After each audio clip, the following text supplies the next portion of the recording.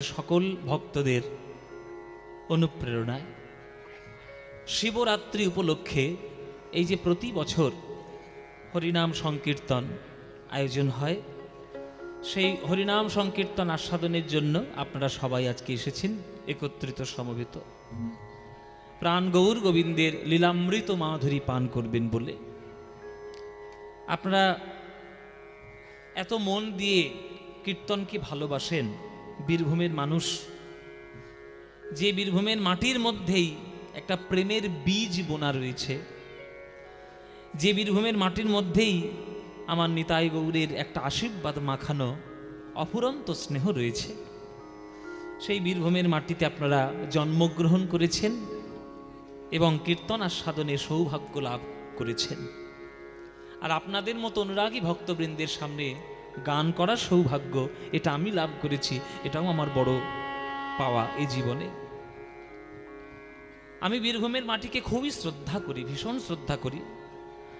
আপনাদেরকে শোনালে আপনাদের খুব ভালো লাগবে, সেই জন্য আমি বলি না, আমি যেখানে যাই সেখানে বলি যে কীর্তনের আসর যদি কোথাও সুন্দর সুন্দর আসর হয়, তার মধ্যে কয়েকটা জেলা আমাদের খুব প্রিয়। যেমন মুর্শিদাবাদ জেলা আমাদের খুব প্রিয়, তারপরে বীরভূম জেলা তো অবশ্যই অত্যন্ত প্রিয়, বর্ধমান জেলা, নদিয়া জেলা, এই সমস্ত জেলায় গান করলে কীর্তনিয়ারা আমরা একটু মনের সুখ পাই। মানে যেসব গান, যেসব কথা, যেসব সিদ্ধান্ত আমরা গুরুদেবদের কাছ থেকে শুনেছি, শিখেছি, সেগুলো আপনাদের সঙ্গে বলতে ভালো লাগে, কেননা আপনারা সেগুলো বোঝেন। সবাই তো বোঝে না, যে বোঝে না তাকে বুঝিয়ে লাভ কি? উলুবনে শুধু মুক্ত ছড়ানোই হবে, কিন্তু আপনারা উলুবন নন, আপনারা হলেন প্রেমের নিকুঞ্জবন। আপনারা নিতাই চাঁদের জন্মস্থানে আপনারা জন্মগ্রহণ করেছেন। আপনাদের কোটি জন্মের সৌভাগ্য ভালো যে বীরভূম জেলার মাটি আপনাদের জন্মস্থান। তো আজকের এই গৌরচন্দ্রিকায়, সর্বকাল আলোচিত গৌরচন্দ্রিকায় বলছে, পৃথিবী যখন প্রচন্ড অন্ধকার হয়, সেই অন্ধকার যখন গ্রাস করে পৃথিবীকে, তখন সেই গ্রাসের থেকে একমাত্র উদ্ধার করতে পারে একটা চাঁদ। চাঁদ উঠলে যেমন রাত্রের অন্ধকার দূরীভূত হয়, তেমনি গৌরাঙ্গ বদনরূপী চাঁদ আজ কলিযুগে প্রকাশিত হয়ে কলিযুগের মানুষের মধ্যে থেকে ওই অন্ধকার, অজ্ঞানের অন্ধকারটিকে এমনভাবে দূর করে দিয়েছেন যাতে প্রেমের চৈতন্যে আমরা চৈতন্য গ্রহণ করতে পারি। সেই জন্য আপনাদের মন দিয়ে কীর্তনটি শুনতে হবে। আজকে যে প্রসঙ্গ, যে বিষয় আমরা আলোচনা করব, বৈষ্ণব জগতের খুব গুরুত্বপূর্ণ এসব বিষয়। সাধারণত আমি এসব বিষয়গুলো সব জায়গায় গাই না, কেননা ওই যে বললাম, উলুবনে মুক্ত ছড়িয়ে তো লাভ নেই। আপনারা উলুবন নন, আপনারা প্রেমের বন, ওই জন্য মুক্ত আপনাদেরকে দিলেই ভালো লাগবে। আর এই দুলালবাবুর আসরে এই দারন্দা গ্রামে আমরা একটা আত্মীয়ের মতো আসি, খুব বেশি আমাদের ব্যবসায়িক সম্পর্ক এখানে আমাদের নেই। দুলালবাবুর আসরে এদের আমাদের একটা আত্মীয়র মতো হয়ে গেছে, আমাদের একটা ঘরোয়া পরিবেশের মতো। যেমন আমাদের পিছনে যেটা বসে আছে সবিরন্দা, নপড়ায়, সব আমাদের ঘরের মতো, আমরা সব ঘরের মতো যাতায়াত করি, আমরা সব আত্মীয়ের মতো আমাদের সঙ্গে, আত্মার সঙ্গে আত্মারটা। এটা বলি, আমি সব জায়গাতেই বলি, যেখানে ভালোবাসা থাকে আমরা সেখানে আনন্দ করে ছুটে যাই। তা আনন্দ করে ছুটে এসেছি। আজকে দুলালবাবুকে বলছিলাম যে আজকে আপনাদের কয়েকটা গান শোনাবো, কি পালা শোনাবো বলবো না, কিন্তু কয়েকটা গান ভালো শোনাবো আপনাদেরকে, আমার খুব প্রিয় কয়েকটা গান। এই যে গৌরচন্দ্রিকাটি ধরেছি, এই গৌরচন্দ্রিকাটা খুব প্রিয় আমার। এই গৌরচন্দ্রিকাটি খুব সুন্দর, অত্যন্ত সুন্দর। কিরকম? মায়েরা মন দিয়ে শুনবেন, একদম কথা বলবেন না। কলিঘর তিমিরে গরাসল জগজনে, ধর্ম করম রহু দূর, অসাধনের চিন্তামণি বিধি মিলাইল আনি, আমার গোরা বড় দয়ালো ঠাকুর। সব জায়গায় সব কথা বলতে নাই, আর সব ক্ষেত্রে সবকিছু আনতে নাই। 994টা কলিযুগের মধ্যে এই কলিযুগের মধ্যে আমরা কৃপা পেয়েছি যে শ্রীচৈতন্যের দেব থেকে আমরা প্রেম পাবো। আমাদের বিশ্বাস, চৈতন্য চরিতামৃত বলেছে, রাধা কৃষ্ণ একই আত্মা, দুই দেহ ধরি অন্যন্যে বিলসে রস আস্বাদন করি। সেই দুই তনু এবে চৈতন্য গোসাই, রস আস্বাদিতে দোহে হইলা এক ঠাঁই। আমরা যে মনে করি রাধা আর কৃষ্ণ আলাদা, মোটেও নয়। এটা আমাদের দৃষ্টিভঙ্গির দুর্বলতা, যে রাধা আর কৃষ্ণকে আমরা আলাদা করে দেখছি। না, শক্তি একই, শুধু রূপটা আলাদা। আত্মাটা একই, রূপটা আলাদা। একটা নারী মূর্তি, একটা পুরুষ মূর্তি। গোলক বৈকুণ্ঠ ধামে ভগবান কৃষ্ণ নিজেরই বামংশ থেকে রাধারানীকে জন্মগ্রহণ করলেন, জন্ম দিলেন, রাধারানী জন্মগ্রহণ করলেন। দুটো একই আত্মারই অংশ, শুধু আলাদা রূপ। একটা নারী রূপ, একটা পুরুষ রূপ। কেন দুই হওয়ার কি দরকার, কি প্রয়োজন? না, দুই যতক্ষণ না হচ্ছে ততক্ষণ পরিপূর্ণ রসের আস্বাদন করা যায় না। খুব ভালো করে বোঝো মায়েরা, এক থেকে দুই যতক্ষণ না হচ্ছে ততক্ষণ রস আস্বাদন হবে না। মনে করো তুমি মা, তুমি এক নারী। এই নারী জীবন সার্থকতা পাবে তখনই যখন সেই নারী কোনো সন্তানের জননী হতে পারে। একটা পুরুষ জীবনের সার্থকতা পাবে তখন যখন সে একটা সন্তানের বাবা হতে পারে। পাড়ার ছেলেকে দেখে খুব আদর করতে ইচ্ছে হচ্ছে, কাকার ছেলে, মাসির ছেলে, পিসির ছেলে, কোলে করে নিলাম, আনন্দ হলো, আদর করলাম। এটাও একটা বাৎসল্য রস, অস্বীকার করার কোনো জায়গা নেই। কিন্তু এটা পরিপূর্ণ বাৎসল্য রস নয়।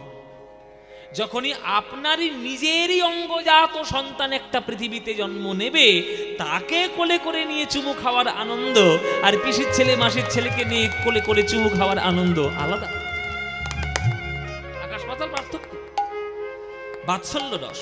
তাহলে একটা পিতা যতক্ষণ না পিতা হচ্ছে, একটা পুরুষ যতক্ষণ না পিতা হচ্ছে, ততক্ষণ যেমন বাৎসল্য রসের পরিপূর্ণতা উপলব্ধি করা যায় না, তেমনি ভগবান এক থেকে যতক্ষণ না দুই হচ্ছেন, মধুর রসের পরিপূর্ণতা ভগবান উপলব্ধি করতে পারেন না। তাই কৃষ্ণ নিজের অঙ্গ থেকে রাধারানীকে জন্ম দিয়েছেন। একই আত্মা, আলাদা মোটেও নয়। একটা নারী রূপ শুধু, আর কিছু না। এবার এই রাধা কৃষ্ণ দুইজন মিলে এবার দাপর যুগে এসে যখন লীলা করলেন, আমাদের মধুর রসের পরিপূর্ণতা যখন আস্বাদন করলেন, গোবিন্দের মন ভরে গেল। গোবিন্দের মন ভরে গেল, যা এই তো তুই হয়ে যাও, তবেই তো আমাদের মধুর রস আস্বাদন হলো। আমি আরো আস্বাদন করতে চাই, আরো মধুর রস আস্বাদন করতে চাই, আরো গভীরতায় যেতে চাই। কিভাবে যাওয়া যাবে? বলে গভীরতায় যেতে গেলে ওই দুজন যে আলাদা হয়েছিল, ওই আলাদাকেই আবার একত্রিত হতে হবে, তবেই পরিপূর্ণতার চরম শিখরে যাওয়া যাবে। সেই দুই তনু এবে চৈতন্য গোসাই, সব চৈতন্য চরিতামৃতের কথা বাবা। সেই দুই তনু মানে দাপর যুগের রাধা কৃষ্ণ দুই তনু, এবে মানে কলিযুগে চৈতন্য গোসাই, চৈতন্য গোসাই রূপে এলেন। কি করলেন? রস আস্বাদিতে দোহে হইলা এক ঠাঁই। সেই প্রেম রস আস্বাদনের জন্যই আজ মহাপ্রভু রূপে, নিমাই গৌরাঙ্গ রূপে রাধা কৃষ্ণ মিলিত তনু এক হয়ে মধুর ব্রজপ্রেমের পরিপূর্ণতা আজ আস্বাদন করলেন নবদ্বীপ। তাহলে এখানে প্রশ্ন হচ্ছে, যারা সাধারণ বুদ্ধির শ্রোতা তারা প্রশ্ন করবে যে বাবা, সেই যখন একই হতে গেল কলিযুগে, তাহলে দাপর যুগে দুই হওয়ার দরকার কি ছিল? গোলক বৈকুণ্ঠে এক ছিল, ভালোই ছিল, এক ছিল, ভালোই ছিল, সে দুটো হতে গেল কেন? দুই হওয়ার পর আবার দুজন মিলে মিশে এক হতে গেল কেন? এখানে একটা প্রশ্ন চিহ্ন নয়? বলে বাবা, প্রশ্ন চিহ্ন তোমাদের, সাধারণ মানুষের। এটা চৈতন্য, এই চৈতন্য চরিতামৃত লেখা কৃষ্ণদাস কবিরাজ গোস্বামীর, তার বুদ্ধি আর তোমার বুদ্ধি এক হলে তাহলে তুমিই তো কবিরাজ গোস্বামী হয়ে যেতে পারতে, চৈতন্য চরিতামৃত লিখতে পারতে। পারবে না, কেননা তার সাধনা সেই স্তর রয়েছে। শুনে নাও, কেন দুই হয়েছে, কেন এক হয়েছে? দুই হয়েছে, এক হয়েছে একটাই কারণ, দুজন মিলে রস আস্বাদন করা আর দুই আত্মা একত্রিত হয়ে সেই রসকে নতুন ভাবে আস্বাদন করা আকাশ আর পাতাল পার্থক্য। যেমন রসগোল্লা আর রসমালাই, রসগোল্লার যদি 5 টাকা পিস হয়, রসমালাইয়ের খুরুই হবে 25 টাকা খুরু, তার দাম অনেক বেশি, সুস্বাদু অনেক বেশি রসমালাই। কেন? কারণ আছে। আপনারা বলুন, রসমালাই মানে রসগোল্লা, দুধের মধ্যে ফুটিয়ে খাওয়া। তা রসগোল্লাটা জন্ম নিচ্ছে কোত্থেকে?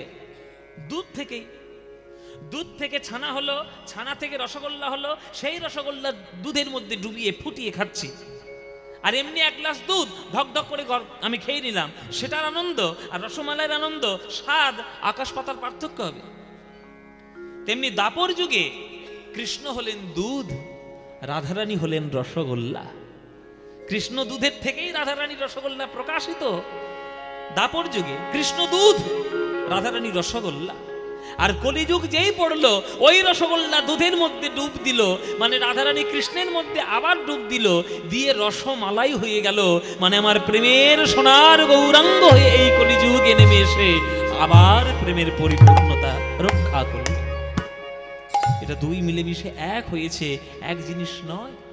সেই গৌরাঙ্গ মহাপ্রভু আমাদের প্রেম উদ্ভাসিত করার জন্য এসেছেন। সেই প্রেমকে যদি আমরা হৃদয় দিয়ে গ্রহণ করতে পারি, তবেই আমাদের জীবন ধন্য হবে, নইলে প্রেম ছাড়া জীবন ধন্য নয়।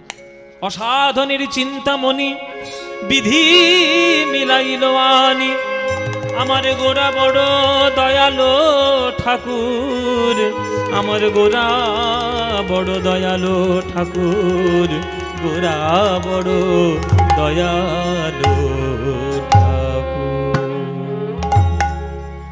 তাই গৌরাঙ্গ মহাপ্রভু আপনাদের প্রত্যেকের হৃদয় আছে, আপনারা জানেনই না। মৃগনাভি গন্ধ লুকানো যায় না, অথচ হরিণ সেই মৃগনাভির গন্ধ খোঁজার জন্য চারিদিকে ছুটে বেড়ায়। সে জানে না যে উৎসস্থল হচ্ছে তারই নাভি, সেই তার নাভি থেকে গন্ধ ছড়াচ্ছে, আর সে বনের মধ্যে ছুটে বেড়াচ্ছে। আপনারা হরিণের মতো হয়ে গেছে, আপনাদের অন্তরের মধ্যেই গৌর হরির বাস। আপনারা গৌরাঙ্গকে চিনতেই পারলেন না, কিন্তু যারা মৃগনাভির গন্ধ চিনেছে তারা গৌরাঙ্গ মহাপ্রভুর প্রেম ঠিক পেয়েছে।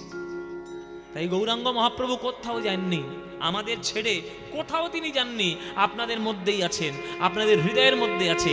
একবার হৃদয়টা ভালো করে খুঁজে দেখুন, হৃদয় সিংহাসনের মধ্যে গৌরহরি আলো করে বসে রয়েছে। গৌরাঙ্গ মহাপ্রভু কোথাও যাননি, তিনি আমাদের মধ্যেই আছেন। তাই হাগৌরাঙ্গ বলে বিলাপ করবেন না, হাগৌরাঙ্গ বলে প্রেমের নয়নস্রু ধারা বইয়ে যান, প্রেম ধারা বইয়ে যান, বিলাপ নয়। কেননা বিলাপ তার জন্য করবো যে চলে গেছে চিরকালের মতো, কিন্তু যে কখনো যায়নি, চিরকালের মতো রয়ে গেছে, তাকে ভালোবাসার নয়ন জল আমি দেব। তোমরা হয়তো তোমরা হৃদয়ের মধ্যে গৌরাঙ্গকে বসাতে পারোনি, কিন্তু একজন বসিয়েছে, তার হৃদয়টা আলোকিত করেছে। তার নাম হচ্ছে কাজী নজরুল ইসলাম। কাজী নজরুল ইসলাম তিনি তার হৃদয় সিংহাসনের মধ্যে গৌরাঙ্গ মহাপ্রভুকে বসাতে পেরেছে, আমরা পারিনি। তাই নজরুল ইসলাম বলছে যে তোমরা গৌর গৌর বলে কাঁদোকে যাও, আমি কাঁদবো না, কারণ আমার হৃদয় সিংহাসনে গৌর আলো করে বসেই আছে। আমার গৌর হরি আমাকে ছেড়ে কোনোদিন কোথাও যেতে পারেন না, আমার হৃদয়ের মধ্যেই তিনি আছে। মোরা কাঁদবো না। আহা, ওই যে কথা দিয়েছিলাম কটা ভালো গান গাইব, প্রথম ভালো গানটা শুরু হলো। এই গানটা আমার খুব প্রিয় গান, যদি বলেন তাহলে গাইবো, নইলে গাইবো না। কিন্তু গাইবো না কি গাইবো না? নজরুল ইসলামের একটা গান শোনো। এই গানটা নজরুল ইসলামের লেখা, নজরুল ইসলামের সুর, নজরুল ইসলামের কথা সুরে নজরুল ইসলামের গান। তাও কি বিষয় কি? গৌরাঙ্গ মহাপ্রভু। মোরা কাঁদবো না আর সচি দুলাল, তোমায় ডেকে ডেকে মোরা কাঁদবো না আর সচি দুলাল, তোমায় ডেকে ডেকে তুমি গেছো চলে, তোমার প্রেম গিয়েছো রেখে, প্রিয় তুমি গেছো চলে, তোমার প্রেম গিয়েছো রেখে, তাই কাঁদবো না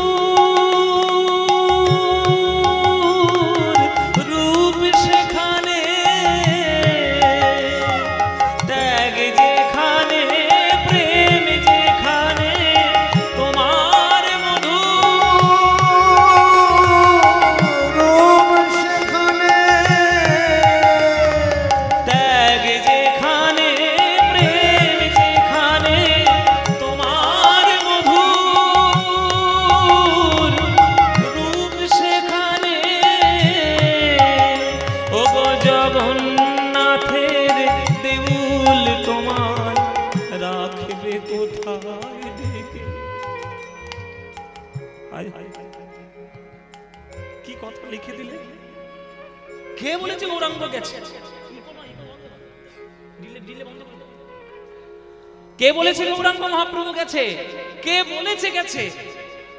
গৌরাঙ্গ মহাপ্রভু কোথাও যাননি। এই বিশ্ব ব্রহ্মাণ্ড খুঁজে দেখো, যেখানেই প্রেমের রূপ দেখতে পাবে, যেখানেই ত্যাগের রূপ দেখতে পাবে, ভালো করে সেখানে খুঁজে দেখো, সেইখানে গৌরাঙ্গ মহাপ্রভুর ছবি ঠিক দেখতে পাবে চোখের সামনের হৃদয়ের মাঝখানে। এই গৌরাঙ্গ মহাপ্রভু কোথাও যেতেই পারেন না, কোথাও যাননি, একদম হৃদয়ের মধ্যেই রয়েছে। ত্যাগ যেখানে, প্রেম যেখানে, তোমার মধুর রূপ সেখানে। আমরা বলি নানান ধরনের মতবাদ, মতবিরোধ আমাদের রয়েছে।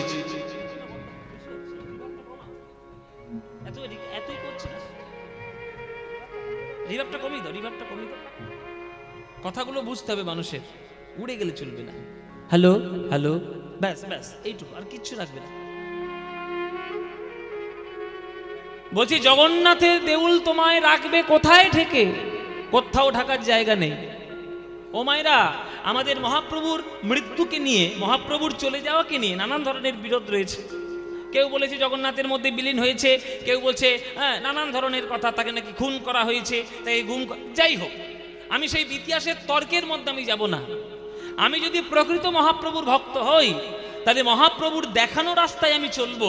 তিনি জগৎ ছেড়ে কি করে চলে গেছে তার জন্য মারামারি কাটাকাটি করতে যাব না। কি হবে? মানুষ একদিন আসবে, মানুষ একদিন প্রকৃতির নিয়মে চলে যাবে, সেটা নিয়ে তো মারামারি করে কোনো লাভ নেই। সেই মানুষটা কি পথে চলতে বলে গেছে, সেইটাই যদি আমরা বুঝতে পারি, তাহলেই আমাদের জীবন ধন্য।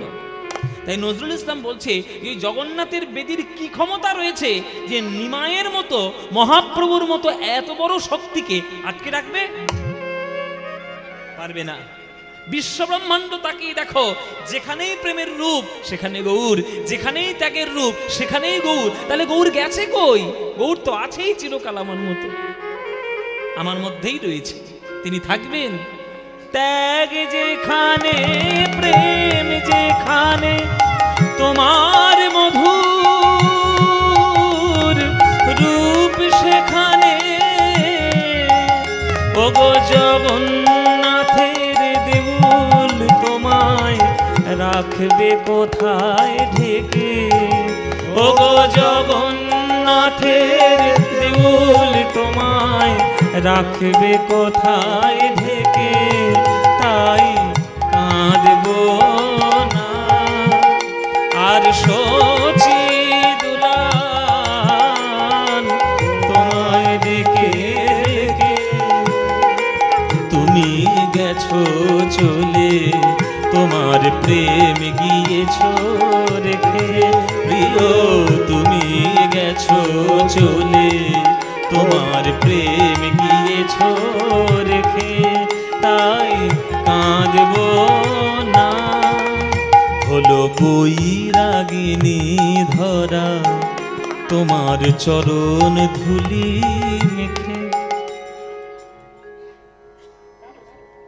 এখানে আপনারা যারা গান শুনছেন, কেউ একজন আমাকে হাত তুলে বলুন, পৃথিবীতে এমন কোন দেশ আছে যেখানে কোনো প্রান্তে ধুলো বলতে কিছু নেই? আমেরিকায় গেলেও ধুলো পাবেন, ভারতে থাকলে ধুলো পাবেনই পাবেন, নেপালে গেলে ধুলো পাবেন, বাংলাদেশে গেলে ধুলো পাবেন, জাপানে গেলেও ধুলো পাবেন, চীনে গেলেও ধুলো পাবেন। পৃথিবীর প্রত্যেকটি দেশে কোথাও না কোথাও প্রান্তে ধুলো তো আছে। আর যদি ধুলো না থাকে, সেটা মানুষের বসবাসযোগ্য নয়। যেমন অ্যান্টার্কটিকা, অ্যান্টার্কটিকার যে বরফের দেশ, সেখানে পেঙ্গুইন বাঁচতে পারবে, কিন্তু সাধারণ মানুষ স্বাভাবিক জীবনযাপন করতে পারবে? পারবে না। তাহলে সেটা মানুষের বাস করার দেশই নয়, সেটা অন্য দেশ হতে পারে। তাহলে পৃথিবীর এমন কোনো দেশ নেই যার প্রান্তে কোনো ধুলো নেই। ধুলো অবশ্যই রয়েছে। নজরুল ইসলাম বলছে, যেখানে যেখানে ধুলো দেখবে সেইখানেই জানবে মহাপ্রভুর চরণ ধুলো যেন চারিদিকে পড়ে রয়েছে। ভক্ত পদ ধুলায়ার ভক্ত পদ জল, ভক্ত ভুক্ত শেষ বৈষ্ণবের পদধূলি, তাহে মোর স্নান কেলি, বৈষ্ণবের নামেতে উল্লাস। তর্পণ মোর বৈষ্ণবের নাম, বিচার করয়ে মনে, ভক্তি ভক্তি রস আস্বাদনে মধ্যস্থ শ্রী ভাগবত পুরাণ। যেখানেই ধুলো দেখবে সেখানে জানবে প্রভুর ছাপ পড়ে রয়েছে, যেখানেই ধুলো দেখবে সেখানে প্রভুর চরণের ধুলো বলে গায়ে মাখবে। পুরো সমগ্র পৃথিবীটাই মহাপ্রভুর শিষ্যা হয়ে গেছেন মহাপ্রভুর চরণ ধুলো গায়ে মেখে। আর সমগ্র গগন মণ্ডল তাকিয়ে দেখো, মহাপ্রভুর কপালে যেমন চাঁদের তিলকের শোভা রয়েছে, তেমনি আকাশের কপালে চাঁদের শোভা যেন মহাপ্রভুর কপালকে উল্লিখিত করছে, মহাপ্রভুর কপালকে যেন দিক নির্দেশ করছে। তাই বিশ্ব ব্রহ্মাণ্ডটাই মহাপ্রভুর শিষ্য, মহাপ্রভুর শিষ্যা। সেইটা হৃদয়ে ধারণ করার চেষ্টা করো।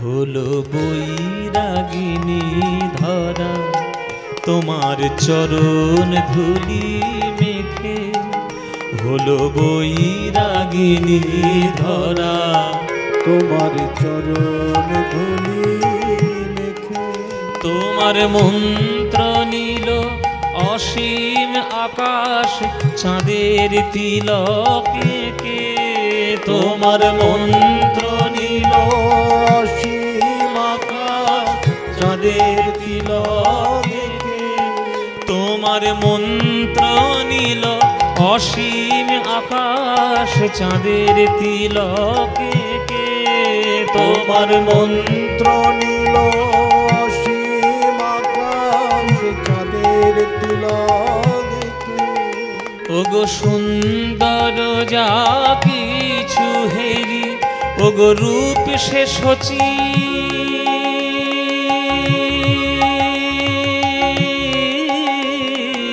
নন্দনেরি সুন্দর যা কিছু হেরি, ওগো রূপ সে শচী নন্দনেরি।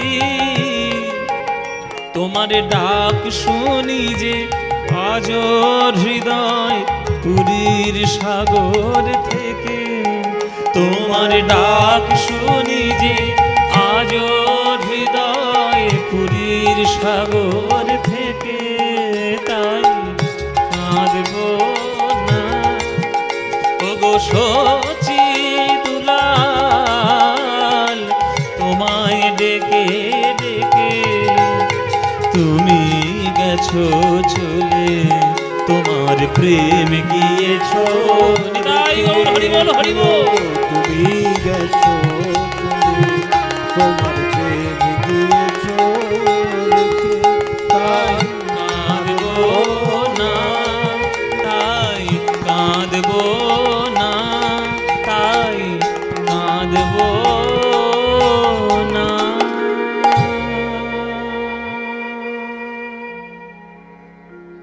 কি সুন্দর গান কাজী নজরুল ইসলামের, তাই কাঁদবো না ওগো ও শচী দুলাল, তুমি গেছো চলে, তোমার প্রেম গিয়েছো রেখে। সেই মহাপ্রভু আজকের কলিযুগে লীলা করতে এসেছেন, সেই লীলাকে যদি আমরা না বুঝি তাহলে আমরা কখনো প্রেমের স্বাদই পাবো না। তাই আজকের আপনারা আজকে যারা গান শুনতে এসেছেন, আমার গুরুদেবদের কাছ থেকে যেসব গানগুলো শেখা এবং যেসব লীলাগুলো আমরা শিখেছি, তার মধ্যে একটি লীলা আমার খুব প্রিয়, কিন্তু সব জায়গায় গাওয়া হয় না, সব জায়গায় গাইও না, কেননা ওই ভাব রস আস্বাদনটা ঠিক করতে না পারলে গাইতেও মজা লাগে না, আর শোনাতেও ভালো লাগে না, শুনতেও ভালো লাগে না।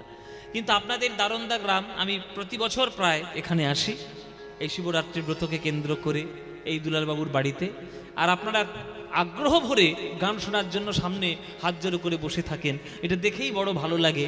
তাই আজকে আমার ওই প্রিয় লীলাটি আজকের আপনাদের সবাইকে শোনাবো, খুব একেবারে বৈষ্ণবীয় তত্ত্ব এবং বিভিন্ন ভক্তির কথা, গান সমস্ত কিছু দিয়ে। আজকের আমরা হরিদাস ঠাকুরের নির্জান মহোৎসব লীলাটি আস্বাদন করব। হরিদাস ঠাকুরের নির্জান মহোৎসবটি আস্বাদন করব।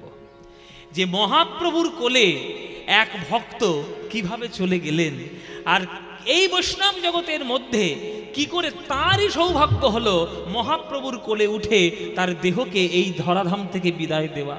এটা সারা পৃথিবীতে কোনো ভক্তের ভাগ্যে হয়নি, কেবলমাত্র হরিদাস ঠাকুরের হয়েছে, যে মরণের পর নিজের দেহটাকে প্রভু তাকে কোলে করে তুলে নিয়ে নাচিয়েছে। নিজের হাতে সমাধি দিয়েছে, সমস্ত সেই ঘটনা আজকের আমি বলবো। এগুলো খুব গভীর তত্ত্বের ব্যাপার, খুব গভীর বৈষ্ণবীয় ভাবের ব্যাপার, এই জন্য সেইটা আজকে শোনাবো। হরিদাস ঠাকুরের নির্জান মহোৎসব। হরিদাস ঠাকুরের লীলা তো সবাই গায়, ওই লক্ষ্মীরাও গায়, ওই আমাদের বেত্রাঘাত, সেগুলো সবই থাকবে, কিন্তু মূল লক্ষ্য আজকের আমাদের নির্জান মহোৎসবের দিকে থাকবে, যে তিনি কিভাবে জগৎ ছেড়ে গেছিলেন। চলুন সেই লীলাটি আজকের আমরা সাধন করব। আনন্দ লীলাময় বিগ্রহায় হেমাভোদিপ্য ছবি সুন্দরায় তস্मै মহাপ্রেম রসপ্রদায় চৈতন্য চন্দ্রায় নমো নমস্তে। যদি হৃদয়ের মধ্যে প্রেম আস্বাদন করতে চাও, গৌরাঙ্গ গুণের কথা বলে কোনোদিন সীমা পাবে না। আমার গৌর হরির লীলা এমন, তার চরণের প্রতিবিন্দু যেন সিন্ধু হয়ে প্রেম হয়ে হৃদয়ে আসে।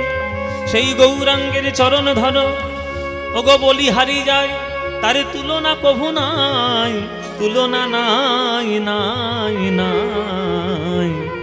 গোরা গুণ কহনে না যায়, গোরা আমার, গোরা আমার, গোরা আমার, গোরা গোরা আমার, গোরা আমার কনে না যায়। গোরা রে গোরা গুণ কহনে না যায়, আমার গোরা রে, গোরা রে, গোরা গুণ কহনে না যায়। আমার গোরা রে, গোরা রে, গোরা গুণ কহনে না যায়। আমার গোরা রে, গোরা রে, গোরা গুণ কহনে না যায়। কত শত আনন, কত শত আনন, কত চতুরানন,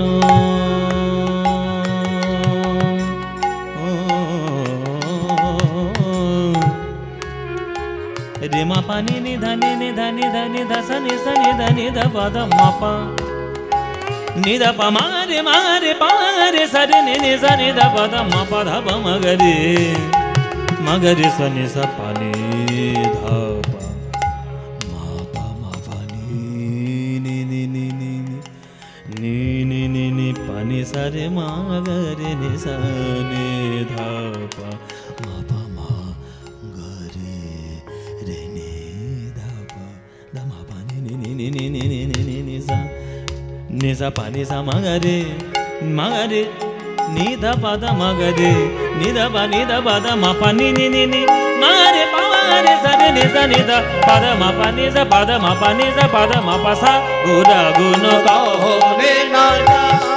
আমার গোরা রে, গোরা রে, গোরা গুণ কহনে না যায়। আমার গোরা রে, গোরা রে, গোরা গুণ কহনে না না যায়। এই, তখন থেকে বাজনা বাজিয়ে তখন থেকে বাজনা বাজিয়ে ধ্যাৎ।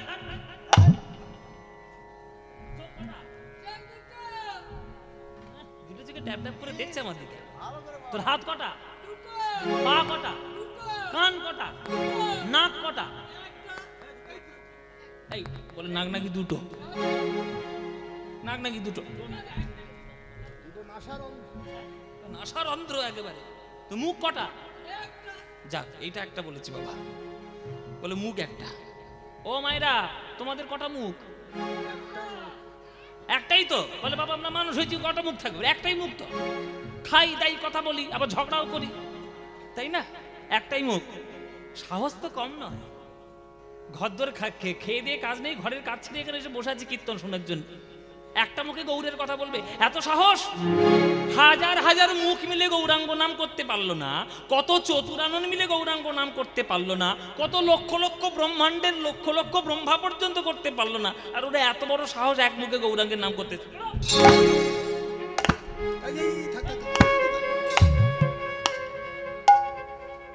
এত খুব সাহস, গৌরাঙ্গের নাম বলবে আবার এক মুখে। জানিস কত শত আনন,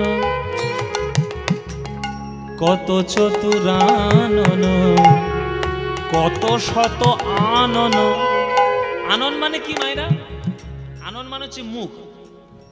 তাহলে কত চতুরানন, চতুরানন মানে কি? চতুর মানে চালাক, আনন মানে মুখ। তাহলে চালাক মুখ বলে, এটা আবার কি মানে চালাক মুখ? মুখ আবার চালাক বোকা কিছু থাকে নাকি? চালাক মুখ নয়, এখানে চতুর মানে হচ্ছে চারটে, আর আনন মানে হচ্ছে মুখ। তাহলে চারটে মুখ, তাহলে চার মুখ কার? কার মায়েরা? ব্রহ্মা। তাহলে কত বড় বড় ব্রহ্মা পর্যন্ত পারলো না, কত শত সহস্র তারা মুখে গৌরাঙ্গের গুণগান করতে পারলো না, তোর এত বড় সাহস, তুই এক মুখে গৌরাঙ্গের নাম করতে এসছিস? পদকর্তা বলছে কত শত আনন, ও কত চতুরানন, তারা বরণিয়া বরণিয়া বর্ণনা করিয়া তারা ওর নাহি পায়। ওর ওর মানে সীমা, তারা সীমা পায় না। গৌরাঙ্গ গুণের কথা বলে তারা সীমা পায় না, সীমা পায় না গৌরাঙ্গের গুণের কথা বলে। তাই বলি হারি যাই রে, গুণের কথা বলে সীমা পাওয়া যায় না। এমন আমাদের গৌর হরির করুণা, গোরাগুণ গোরাগুণ কহনে না যায়। আমারে গোরা রে গোরা রে গোরাগুণ কহনে না যায়। আমারে গোরা রে গোরা রে গোরা রে গোরাগুণ কহনে না যায়। গোরা রে গোরা রে গোরাগুণ কহনে না যায়। গোরাগুণ কহনে না যায়। গোরাগুণ কহনে না যায়। ও গো গোরা গোরা গোরা গোরা, গোরাগুণ কহনে না যায়। গোরা রে গোরাগুণ কহনে না যায়। আমার গোরা গোরা গোরা গোরাগুণ কহনে না যায়। গোরা রে গোরাগুণ কহনে না, গোরাগুণ কহনে না, গোরাগুণ কহনে না যায় রে।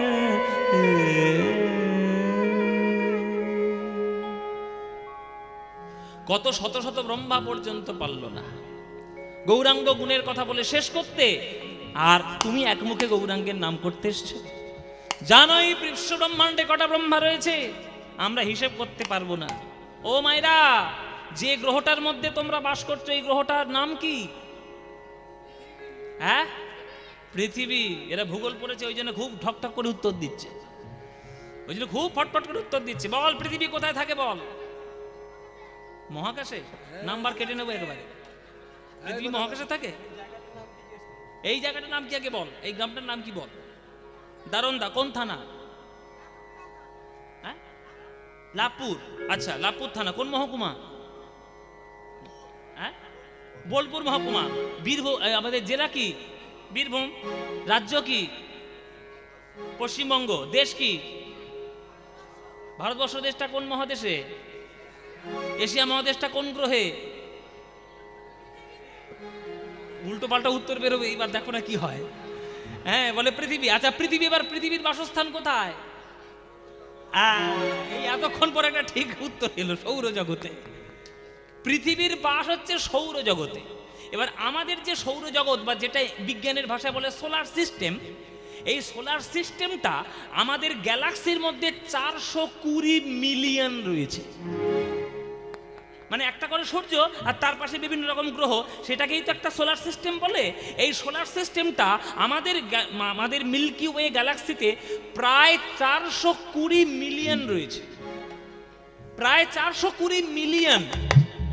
এবার এইরকম মিলিয়ন ট্রিলিয়ন গ্যালাক্সি রয়েছে শুধু বিশ্ব ব্রহ্মাণ্ডের মধ্যে। তাহলে এত যে মিলিয়ন বিলিয়ন গ্যালাক্সি রয়েছে আমাদের বিশ্ব ব্রহ্মাণ্ডের মধ্যে, এই সমস্ত কিছু কোথায় বাস করে? সমস্ত কিছু বাস করে যে জায়গাটায়, তার নাম হচ্ছে ভূলোক। এর উপর আছে ভূবলোক, তারপরে স্বর্গলোক, জনলোক, তপলোক, মহলোক, সত্যলোক। তারপরে নিচের দিকে গেলে অতল, পাতাল, বিতল, সুতল, তলাতল, রসাতল, মহাতল। এই এত বিরাট বড় একটা বিশ্ব ব্রহ্মাণ্ড, এই ব্রহ্মাণ্ডটা কোথায় আছে? ভগবান শ্রী বিষ্ণুর নাভি কুণ্ডলের যে পদ্মফুল, তার ডাঁটার মধ্যে ফাঁপা জায়গা, তার মধ্যে রয়েছে। পদ্মফুল দেখেছো? তোমাদের বীরভূমে তো পদ্মফুল বেশি হয়। পদ্মফুলের ডাঁটা একবার ভেঙে দেখবে, নালটা ভেঙে দেখবে, দেখবে ভেতরে ফাঁপা জায়গা আছে। ভগবান শ্রীবিষ্ণুর যে নাভিকুণ্ডল, ওটার মধ্যে ফাঁপা জায়গা রয়েছে। ওই ফাঁপা জায়গার মধ্যে আমাদের এই বিশ্ব ব্রহ্মাণ্ড 14 ভুবন সব ভর্তি করা রয়েছে। আর সেই ডাঁটার উপরে বা নালের উপরে হাজার পাপড়ির যে পদ্ম ফুলের মতো জায়গা, তার মাঝখানে বসে রয়েছে ব্রহ্মা। সেই ব্রহ্মার মনে একবার বাসনা হয়েছিল, আমি গোবিন্দ লীলা দর্শন করব। নারদকে ধরলো, নারদ গিয়ে এবার ব্যাসদেবকে ধরলো। ব্যাসদেব তখন ভালো করে হিসেব কষে বলে দিল এইরকম এইরকম। সেই ব্যাসদেবের হিসেব ধরে ব্রহ্মা এসেছিল গোবিন্দকে দর্শন করতে বৃন্দাবনে। বৃন্দাবনে দর্শন করতে এসছে গোবিন্দকে। গোবিন্দ তখন কি করছে? ওই যমুনার তীরে ব্রজবালকদের সঙ্গে করে নিয়ে ধুলোয় গড়াগড়ি দিচ্ছে। কারোর এঁঠো আম কেড়ে নিয়ে খাচ্ছে। কোন সখাকে কাঁধে বসিয়ে তার চরণটা বুকে জড়িয়ে ধরে ছুটে ছুটে বেড়াচ্ছে। আবার যমুনার তীরে ধুলোয় গিয়ে গড়াগড়ি দিয়ে বেড়াচ্ছে। আবার হাডুডু খেলা করছে, কাবাডি খেলা করছে, লাট্টু খেলা করছে। ব্রহ্মার মনে অহংকার জন্ম নিল। যে ভগবান বিশ্ব ব্রহ্মাণ্ড চালায়, যে ভগবান আমাকে সৃষ্টি করেছে, সে ওই যমুনার ধারে গিয়ে এই ধুলোর মধ্যে গড়াগড়ি দেবে? ও কোনোদিন ভগবান নয়। একটা সাধারণ মায়াবী জীব, লোককে ধোঁকা দিয়ে, লোকের চোখে ধুলো দিয়ে ভগবান সাজতে বসেছে। আমার কাছে পারবে না, আমি হলাম ব্রহ্মা। আমি ব্রহ্মা, আমার কাছে কে ফাঁকি দেবে? আমি ঠিক খুঁজে বার করব। তাহলে কে? গোবিন্দকে পরীক্ষা করার জন্য ব্রহ্মা গোবিন্দের গরু বাছুর সখাগণ চুরি করে নিলে, ঘুম পাড়িয়ে তাদেরকে গোবর্ধনের গুহার মধ্যে রেখে দিলেন। দেখি কেমন ভগবান আমার পরীক্ষায় উত্তীর্ণ হতে পারে কিনা। যাই আমি একটু বাড়িতে ঘুরে আসি। নিজের বাড়িতে ঘুরতে গেলেন, যে নিজের বাড়িতে ঢুকতে যাবে, দেখছেন নিজেরই মতো একটা ব্রহ্মা তার পদ্ম ফুলে বসে রয়েছে। দাঁড়িরা কিছুতেই তাকে ঘরে ঢুকতে দেবে না। নিজের দরওয়ান, নিজের দরজার দাঁড়ি ঢুকতে পেল না ব্রহ্মা। অপমানিত হয়ে আবার ফিরে এলো এই বৃন্দাবনে। মনে মনে খুব আনন্দ পাচ্ছিল, বেটা কেলে ছড়াকে খুব জব্দ করেছে। ভগবান সেজে বসা, খুব জব্দ করেছি, আস্তে আস্তে খুব জব্দ করেছি। এই বলে বৃন্দাবনে এসে বলে দেখি কেমন আছে। এই বলে গুহার মধ্যে ঢুকে দেখছি যে সব ঘুমিয়ে রয়েছে, যাকে যেমন করে রেখে দিয়েছি সব ঘুমিয়ে আছে। আর গোবর্ধনের মাথার উপরে উঠে দেখছে বৃন্দাবনের মাঠটা কই। বৃন্দাবনের মাঠের উপর উঠে দেখে যমুনার ধারে ধারে ওই জঙ্গলের মধ্যে কৃষ্ণ সখাদের সঙ্গে যেমন ব্রজ তেমন আছে, যেমন ব্রজ হরি বল হরি বল, যেমন ব্রজ তেমন আছে, যেমন ব্রজ তেমন আছে। শ্রীদাম সুদাম দাম্ব সুদাম যেমন ব্রজ তেমন আছে। শ্রীদাম সুদাম দাম্ব সুদাম যেমন ব্রজ তেমন আছে। ধমনী শ্যামলী পিয়ালি মঙ্গলি যেমন ব্রজ তেমন আছে। ধমনী শ্যামলী পিয়ালি মঙ্গলি যেমন ব্রজ তেমন আছে। কি কোত্থেকে এরা এলো? আমি তোদেরকে হরণ করে নিয়েছি, তারা তো ঘুমোচ্ছে গুহার মধ্যে। তবে আমি কাকে পরীক্ষা করলাম? কাকে পরীক্ষা করলাম? এই কি সেই যিনি আমাকেও সৃষ্টি করেছে? ঘুম পাড়িয়ে যাদেরকে গুহার মধ্যে রেখেছি তারা তো খেলে বেড়াচ্ছে বৃন্দাবনের মাঠে, তাহলে আমি যাদেরকে হরণ করলাম তারা গেল কোথায়? এটা আসল না ওটা আসল? যারা ঘুমোচ্ছে গুহার মধ্যে ওরা আসল, না যারা এখন খেলে খেলে বেড়াচ্ছে এরা আসল? কোনটা আসল বুঝতে পারছি না তো। তাহলে তো মহা অপরাধ হয়ে গেছে গোবিন্দ চরণে। আছাড় খেয়ে বলল ব্রহ্মা গোবিন্দের দুটি রাতুল চরণে, চরণে জড়িয়ে ধরে কাঁচ। ঈশ্বর পরমা কৃষ্ণ সচ্চিদানন্দ বিগ্রহ, কৃষ্ণ সচ্চিদানন্দ বিগ্রহ।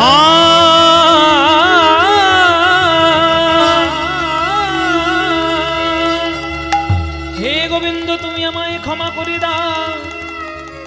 অনাদিরাদি গোবিন্দ সর্বকারণ কারণ, নমো ব্রহ্মণ্য দেবায় গো ব্রাহ্মণ হিতায় চ জগদ্ধিতায় কৃষ্ণায় গোবিন্দায় নমো নমঃ। मूकं करोति वाचालं पङ्गुं लङ्घयति गिरिं यत्कृपातमहं वन्दे परमानन्दमाधवं।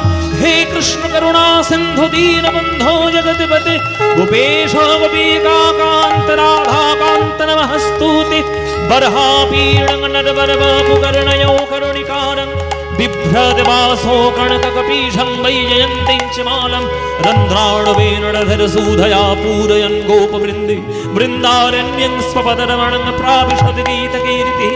वृन्दावनं सखि भूववितनोति कीर्तिः यदि देवकी सुतपदाम्बुजलबुधलक्ष्मी गोविन्द वेणुमनमात्तमयोनृत्यं वृक्षादिसान्य मनदान्य समस्त सत्त्वा। प्रभो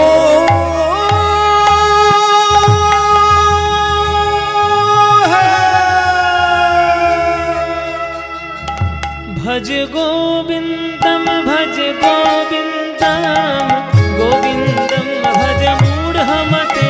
भज गोविन्दं भज गोविन्दं निताय गौर हरि बोल। भज मूढमते। भज गोविन्दं भज गोविन्दं भज गोविन्दं भज मूढमते। भज गोविन्दं भज गोविन्दं गोविन्दं भज मूढमते। स्तब्ध स्तब्ध हो ब्रह्मा। দু চারটে সংস্কৃত শ্লোক গড় গড় করে আমার চরণে বলে দিল আর ভাবলো খুব বড় ভক্ত হয়ে গেছে। আরে তুমি তো মাত্র 4 মাথার ব্রহ্মা। পিছন ফিরে তাকিয়ে দেখো কে দাঁড়িয়ে। পিছন ফিরে তাকিয়ে দেখছে একটা লোক দাঁড়িয়ে রয়েছে, তার 100 মাথা। ব্রহ্মা জিজ্ঞেস করছে দাদা আপনি কে? বলে চুপ কর। দাদা আপনি কে? তোর এত বড় সাহস? সাহস তো কম নয়। আমার পরিচয় জিজ্ঞেস করছিস তুই 4 মুখে, তোর এত বড় সাহস কে দিয়েছে? তুই 4 মাথার ব্রহ্মা, আমি হলাম শতমুখী ব্রহ্মা। আমার এখনো পর্যন্ত সাহস হলো না গোবিন্দের লীলা দর্শন করার, আর তুই 4 মাথার ব্রহ্মা হয়ে গোবিন্দের গরু বাছুর চুরি করেছিস।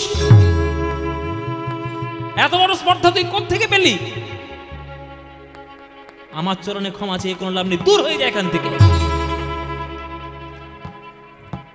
ব্রহ্মা তার কাছেও অপমানিত হলেন।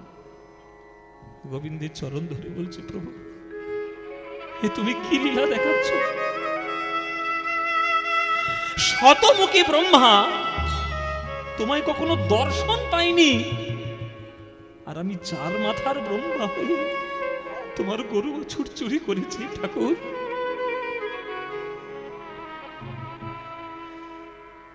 যে ঘুমিয়ে আছে তাকে জাগানো যায়, জেগে জেগে যে ঘুমায় তাকে কি জাগানো যায়? প্রভু কে তোমায় চিনিতে পারে, তুমি না চেনালে পারে। কে তোমায় চিনিতে পারে, তুমি না চেনালে পরে। আমার অন্তর বাহিরে তুমি, অন্তর বাহিরে বিরাজিছ তুমি। আমি দেখেও না দেখি তোমায়, কি করে তোমায় চিনব প্রভু? এত বড় মূর্খ আমি, আমার চারিদিকে তুমি আছো, অনল অনিলে চির নভনীলে ভূধর সরিলে গহনে, আছো বিটপি লতায় জলদের গায়ে শশী তারকায় তপনে। আমি নয়নে বসন বাঁধিয়া, আমি আধারে মরি খুঁজিয়া, আমি বুঝি নাই কিছু, দেখি নাই কিছু, দাও হে দেখাতে বুঝায় মলিন মর্ম বুঝায়। এত বড় ভুল আমার দ্বারা কি করে হলো? আমার কি একবারও বোঝা উচিত নয় যে আমি জগৎ সৃষ্টি করেছে ঠিক কথা, কিন্তু আমাকেও তো কেউ একজন সৃষ্টি করে নিয়ে এসেছে। বলো প্রভু তুমি সেই, আর তোমার চরণে এত বড় অপরাধ আমি করে ফেললাম। অন্তর বাহিরে বিরাজিছ তুমি, অন্তর বাহিরে বিরাজিছ তুমি। আমি দেখেও না দেখি তোমারে, কে তোমায় চিনিতে পারে। স্তব্ধ হও। ওসব মিষ্টি কথায় আমার চিড়ে ভিজবে না ব্রহ্মা। কে তোমায় চিনিতে পারে মানে? আপনি আচরি ধর্ম অপরে শিখায়, নিজে না কইলে অন্যে শেখানো না যায়। তুমি চতুর্মুখী ব্রহ্মা, তোমাকে আমি সৃষ্টির দায়িত্ব দিয়েছি, তাহলে তুমি যদি আমাকে চিনতে না পারো, জগতে যাদেরকে সৃষ্টি করে রেখে দিয়েছো তারা কি করে আমায় চিনবে শুনি? কি গো, আমি ছেলে হয়ে আমার বাবার পায়ে হাত দিয়ে যদি প্রণাম করা না শিখি, আমার ছেলেটা কোনোদিন আমার পায়ে হাত দিয়ে প্রণাম করবে? এটা আমি আশা করব যে আমার করবে? কিছু মনে করো না, খুব খাঁটি সত্যি কথা, কড়া কড়া সত্য কথা একটা বলবো। গায়ে লাগলে লাগুক, একটু মাঝে মাঝে গায়ে জ্বালা ধরানোর দরকার আছে। তুমি মনে মনে ভাবছো আমার ছেলেটা কেন মানুষ হলো না, তুমি কত বড় মানুষ আগে নিজে প্রমাণ করো। কিছু মনে করবেন না বাবা। ছেলে সিগারেট খেয়ে ঘরে ঢুকেছে, আপনি ঠাস করে চর মারলেন, তোর এত বড় সাহস, বাবার সামনে সিগারেট খাচ্ছিস? আরে সে তো ছোটবেলা থেকে দেখে এসেছি তুমি তার সামনে বিড়ি খাও। তুমি তো তার সামনে বিড়িটা খেতে, সিগারেটটা খেতে, তাহলে তুমি ছেলেকে শাসন করছো? আগে নিজে মানুষ হও, তারপরে ছেলেকে মানুষ করবে। সারদা মা বলে গেছে যে জগতে যদি শান্তি চাস বাবা, নিজের দোষটা আগে দেখ, পরের দোষটা পরে দেখিস। তুমি তো নিজের দোষ দেখতেই চাও না, পরের দোষ ধরে ধরে বেড়াও। কৃষ্ণ একই কথা বলছে। ব্রহ্মা, তুমি কি করে আশা করো যে জগৎবাসী সবাই আমার ভক্ত হবে? তুমি তো তাদেরকে সৃষ্টি করেছো, তুমি আমাকে চিনতে পারোনি, তাহলে তুমি জগতে সৃষ্টি করেছো যাদের, তারা কি করে আমায় চিনবে? এই বৃন্দাবনে দাঁড়িয়ে আমি আজ অভিশাপ দিলাম ব্রহ্মা, আমার প্রাণ প্রিয় গরু বাছুর, আমার প্রাণ প্রিয় সখাগণ, তাদেরকে তুমি হরণ করেছো। সামান্য নরকুলে জন্ম নিয়েছি বলে, মায়াবী জীব বলে তুমি আমায় পরীক্ষা করলে। এই বৃন্দাবনের মাটিতে দাঁড়িয়ে আমি তোমায় অভিশাপ দিলাম, যে নরকুলে জন্ম নিয়েছি বলে তুমি আমায় এত বড় পরীক্ষা করলে, সেই নরকুলের সর্ব নিচ কুলে তোমার জন্ম হবে। তোমার যবন ঘরে জন্ম হোক, যবন ঘরে জন্ম হোক, যবন ঘরে জন্ম হোক। প্রভু, কোনো প্রতিবাদ আমি করব না, আমার কোনো প্রতিবাদ নেই, কেননা যে অন্যায়টা আমি করেছি তার উচিত শাস্তি তুমি আমায় দিয়েছো। কিন্তু তোমার ভক্ত হিসেবে শুধু চরণে আমার একটা প্রার্থনা, আমি যে কুলেই আমি যাই না কেন, আমার যবন কুলেই জন্ম হোক, আমার কোনো আপত্তি নেই, কিন্তু প্রভু তোমার চরণের করুণা থেকে যেন আমি বঞ্চিত না হয়ে যাই। আমায় তুমি আশীর্বাদ করো। তুমি খুব চালাক ব্রহ্মা, আমি তোমায় বলছি যবন ঘরে যাও, তুমি বলছো আমার চরণ ছাড়া যাবে না, মানে তোমাকে যেখানেই পাঠাবো পিছনে পিছনে আমাকেও যেতে হবে। বেশ, তাই হোক, তথাস্তু। তোমায় আমি অভিশাপও দিলাম বটে, তোমাকে আমি আশীর্বাদ করলাম বটে।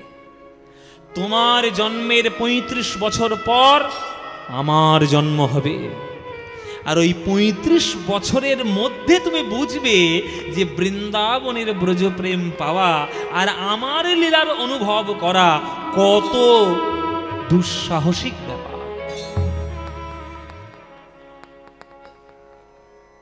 তাহলে মায়েরা বাবারা, যার 4টে মুখ, যার 4 হাতে বেদ, যাকে দেবা আমাদের জগতের ত্রিমূর্তির মধ্যে এক মূর্তি ব্রহ্মা, সে ব্রহ্মা হয়ে ব্রহ্মলোকে বসে বসে সেই গোলকের প্রেম সম্পত্তি পাবে বলে এসেছিল, কিন্তু গোবিন্দের লীলাকে সে পর্যন্ত চিনতে পারল না। আমরা তো সাধারণ মানুষ। আস্তে আস্তে এদের কথা বন্ধ হয়নি, 1 ঘন্টা হয়ে গেছে গান, এদের কথা আর বন্ধ হচ্ছে না। ব্রহ্মা পর্যন্ত গোবিন্দের লীলা দর্শন করতে পারল না। তার হাতে 4 বেদ, তার চতুর্মুখ, সবসময় বেদ মন্ত্র উচ্চারিত হচ্ছে, সে পর্যন্ত গোবিন্দের লীলা সাধন করতে পারল না। আর তোমরা সাধারণ মানুষ সারা দিন ঝগড়াঝাটি করে বেড়াচ্ছ, লোকের পিছনে সর্বনাশ করে বেড়াচ্ছ, কার কি করে অপকার হয়, কার কি করে ক্ষতি করতে হয়। গ্রামে থেকে কাম, ক্রোধ, লোভ, মোহ, মদ, মাৎসর্য হৃদয়ের মধ্যে ভর্তি করে রেখেছো। বলো, তোমরা কি আশা করো যে তোমাদের ভগবান কৃপা করবে? হয় না। পড়াশোনার ডিগ্রি স্কুলেই ভালো, পাঠশালায় ভালো, জীবনে যদি জীবনের পরীক্ষায় ভক্ত হতে না পারো, তাহলে জীবনের পরীক্ষায় উত্তীর্ণ হতে পারবে না।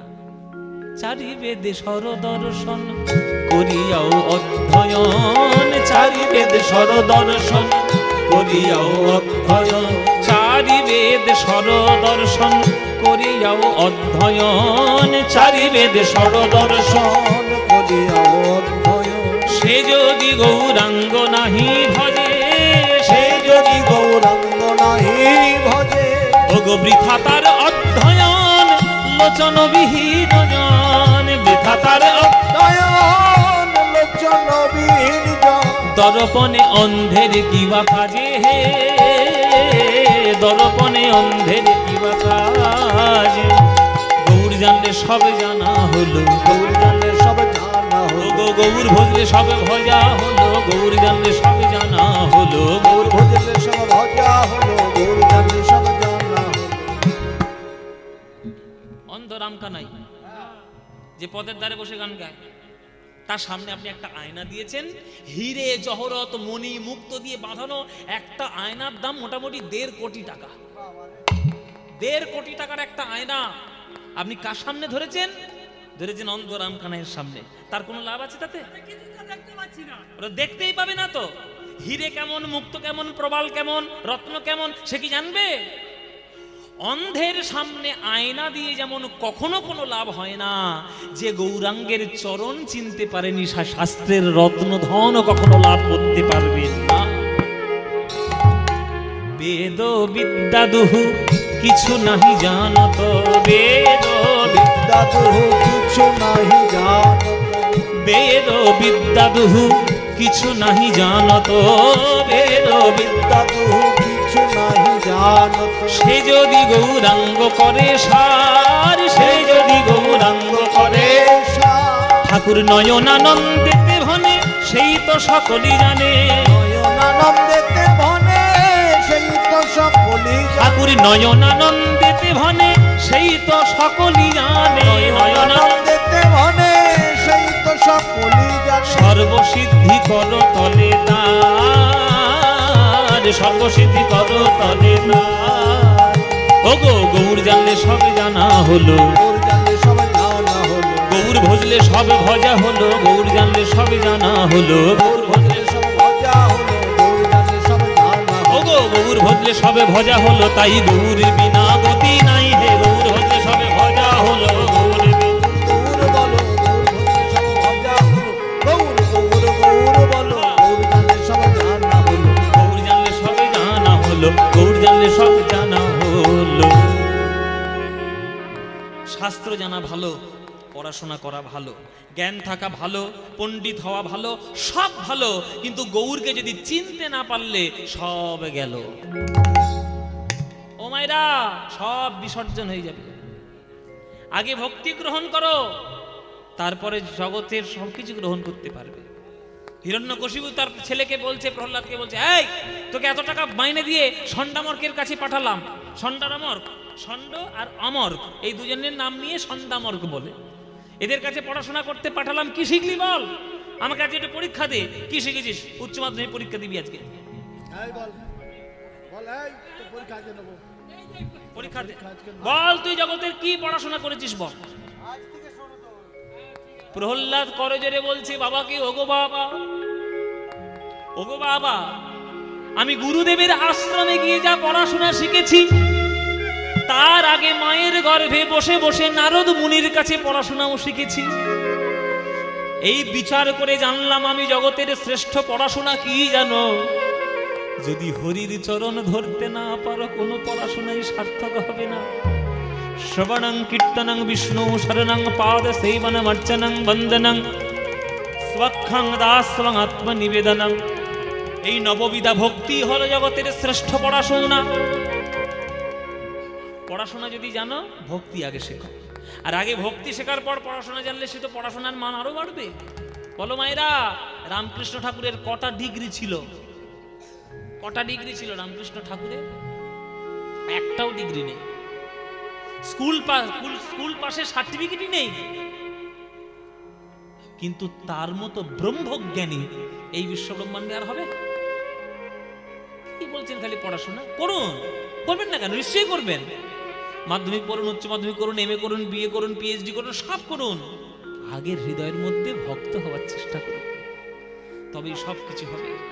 তাই মায়েরা, বাবারা, যখন সময় থাকবে, যখন সময় পাবেন, ঘরের সব কাজ করুন, সংসার মন দিয়ে করুন, কোনো বাধা নাই। শুধু সরল মনে, সোজা মনে 24 ঘন্টার মধ্যে একটুখানি সময় আমার গৌরের জন্য তুলে রেখে দিন, যখন সময় হবে। এখনকার দিনের মানুষ, কি রে এটা করেছিস? একটাই উত্তর, সময় নেই। সব কিছু করার সময় আছে, ভগবানের নাম করার সময় নেই। অন্যের সমালোচনা করার সময় আছে, গৌরের নাম করার সময় নেই। লোকের বাড়িতে কি করে আগুন ধরবে সেই প্ল্যান করার চিন্তা ভাবনা আছে, কিন্তু গৌরাঙ্গের নাম করার সময় নেই। 5 ঘন্টা প্রত্যেক দিন ফেসবুক করার টাইম আছে, কিন্তু গৌরাঙ্গের নাম করার সময় নেই। এই তো আমাদের এখনকার দিনের দশা। তা ভক্ত হবে কি করে, মানুষ হবে কি করে? তাই সবার কাছে বলছি, বাবারা মায়েরা, সব কাজ করো। চাষবাস, চাকরি বাকরি, যার যেটা জীবিকা, সব কাজ করো। করে দিনের শেষে অন্তত মন্দিরে এসে আধ ঘন্টার জন্য আমার গৌরের নাম করো, তাতেই হবে।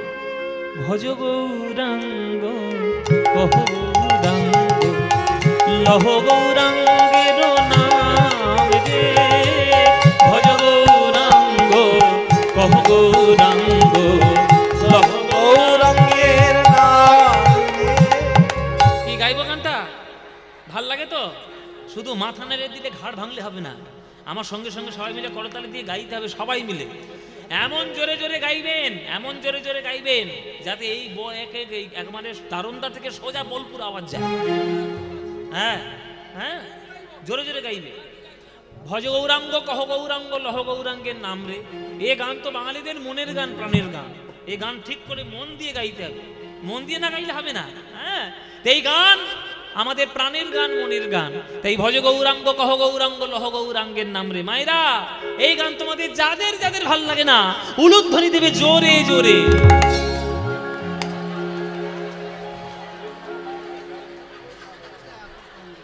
সাত করে বলেছি, এদের কেন, এদের জন্য যুদ্ধ হয়? সাত করে বলেছি আমি, কারণ দেখিয়ে দিলাম। সিরিয়াল দেখে এই অবস্থা, নিঘাত সিরিয়াল দেখে এখানে ঢুকেছে। এইখানে ও মায়েরা, কি করলে? দিলে তো এক কল সিঁদুর, এক ফোঁটা চোনা ফেলে দিলে তো। আমি বলেছি যাদের যাদের ভাল লাগে না তারা উলুধ্বনি দাও। আর কত পরিষ্কার করে বোঝাবার, কত বছর ধরে বোঝাবো